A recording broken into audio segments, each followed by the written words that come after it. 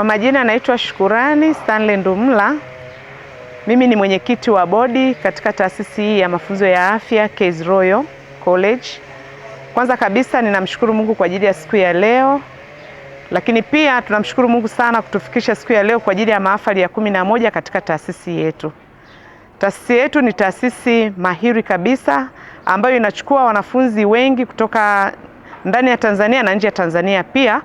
Na ndio maana leo wengi wanahitimu na tunaamini kwamba watafanya vizuri pia katika mitihani yao inayokuja mbele yao.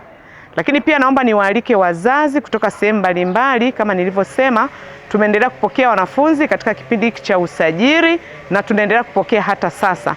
Nafasi bado zipo za kutosha kabisa. Lakini pia tunajivunia kwamba mkileta watoto wenu mwishoni mwa siku watatoka ambao ni watumishi ambao watakuwa wazuri na watumishi ambao watakuwa mahiri sana, ambao wataweza kuwatumikia Watanzania na watu wasio wa Tanzania. Kwa hiyo naomba niwakaribishe sana. Lakini pia nitoe wito kwa wanafunzi wetu ambao mnakwenda kumaliza leo.